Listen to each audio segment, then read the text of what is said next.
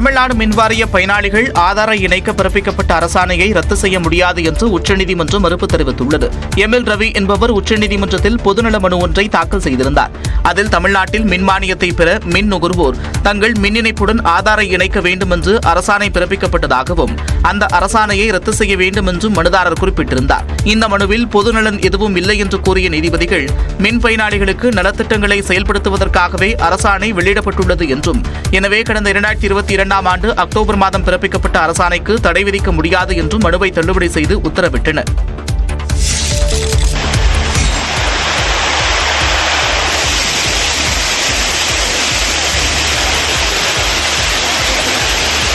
குற்றால அருவிகளில் 3 நாட்களுக்கு பிறகு வெள்ளப்பெருக்கு குறைந்ததால் அருவியில் குளிக்க விதிக்கப்பட்ட தடை நீக்கப்பட்டது. தென்காசி மாவட்டம் மேற்கு தொடர்ச்சி மலைப்பகுதிகளில் பெய்த மழையால் பிரதான அருவியான குற்றாலம், மெயின் அருவி, ஐந்தருவி, சிற்றருவி, பழைய குற்றாலம் என அனைத்து அருவிகளிலும் வெள்ளப்பெருக்கு ஏற்பட்டது. இதையடுத்து கடந்த 3 நாட்கள் அருவியில் குளிக்க மாவட்ட நிர்வாகம் தடை விதித்தது.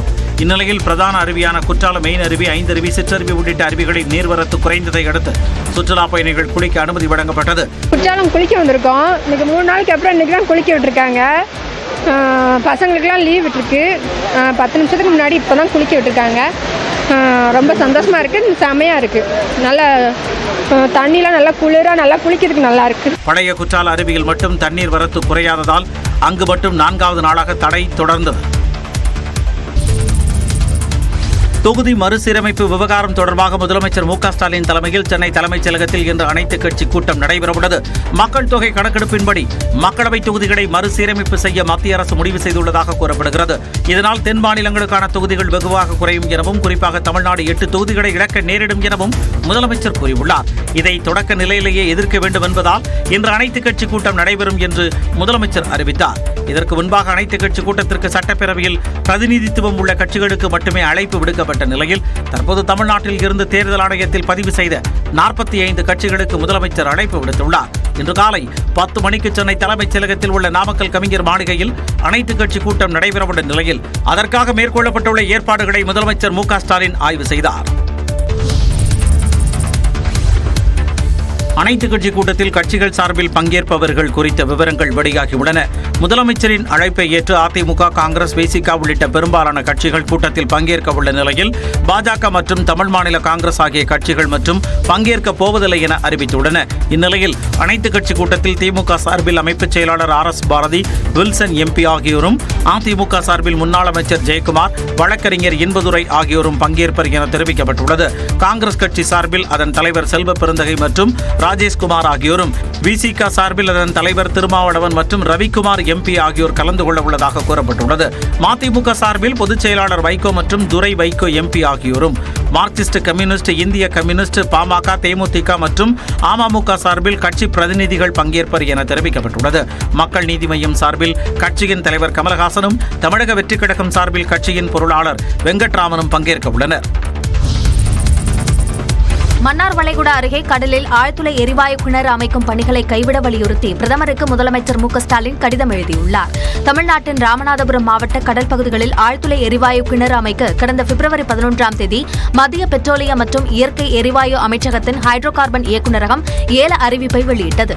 இந்த நிலையில் பிரதமர் மோடிக்கு முதலமைச்சர் மு.க. ஸ்டாலின் எழுதியுள்ள கடிதத்தில் ஏலத்தில் குறிப்பிட்டுள்ள பகுதி மன்னார் வளைகுடா உயிர்கோள காப்பகம், பாக் விரிகுடா மற்றும் வாட்ச் கரைக்கு அருகே இருப்பதாகவும், இந்த பகுதி பவளப்பாறைகள், கடல் புல் படுகைகள், சதுப்பு நிலங்கள், சேற்றுப்படுகைகள், தீவுகள், காடுகள் உள்ளிட்ட வளமான பல்லுயிர் பெருக்கத்தை கொண்டுள்ளதாகவும், ஆழ்துளை எரிவாயு கிணறு அமைத்தால் பல்லுயிர் பெருக்கமும் கடல்வாழ் உயிரினங்களும் பாதிக்கப்படும் என்றும் கூறியுள்ளார்.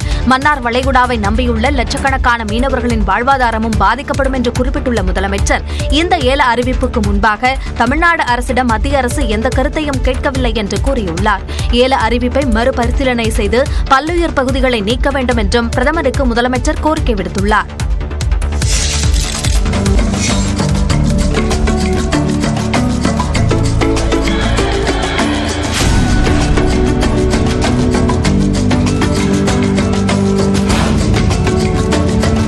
குஜராத் மாநிலத்தில் உள்ள வந்தாரா விலங்குகள் மீட்பு மற்றும் மறுவாழ்வு மையத்தை பிரதமர் நரேந்திர மோடி பார்வையிட்டார். ரிலையன்ஸ் குழும தலைவர் முகேஷ் அம்பானியின் இளைய மகன் அனந்த் அம்பானியின் கனவு திட்டமான வந்தாரா விலங்குகள் மீட்பு மற்றும் பராமரிப்பு மையத்திற்கு பிரதமர் மோடி சென்றார்.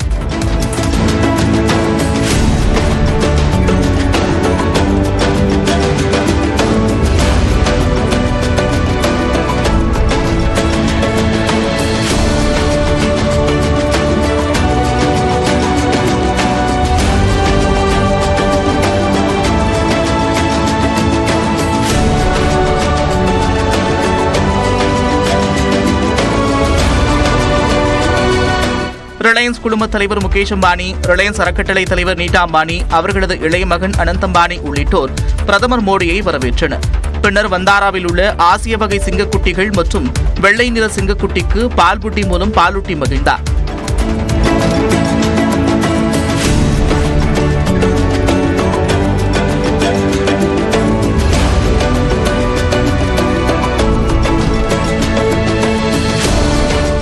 வண்டாராவில் உள்ள விலங்குகளுக்கான அறுவை சிகிச்சை மையத்தில் சிறுத்தை சிகிச்சை பெறுவதையும் பிரதமர் மோடி பார்வையிட்டார்.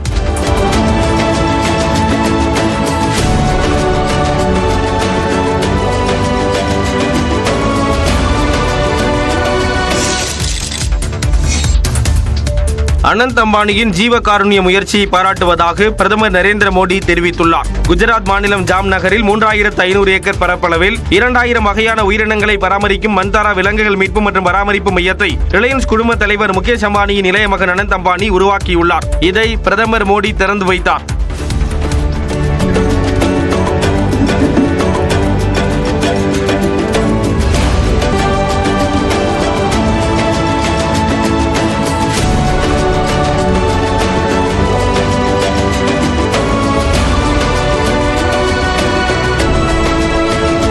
இது தொடர்பாக எக்ஸ் பக்கத்தில் பதிவிட்டுள்ள பிரதமர் மோடி, உலகின் மிகப்பெரிய வனவிலங்கு பாதுகாப்பு மையத்தை திறந்து வைத்தது மகிழ்ச்சி அளிப்பதாக கூறியுள்ளார். பூமியில் வாழும் சக உயிரினங்களையும் பாதுகாக்க வேண்டும் என்ற நெறிமுறைகளுக்கு வனவிலங்கு மறுவாழ்வு மையமான வந்தாரா சிறந்த எடுத்துக்காட்டு என்றும், அச்சுறுத்தலுக்கு உள்ளான மற்றும் பாதிக்கப்பட்ட விலங்குகளின் புகலிடமாக வந்தாரா திகழ்வதாக பாராட்டியுள்ளார். இந்த ஜீவகாருண்ய முயற்சிக்கு அனந்த் அம்பானி மற்றும் அவரது குழுவினருக்கு பாராட்டுக்கள் என பிரதமர் பதிவிட்டுள்ளார்.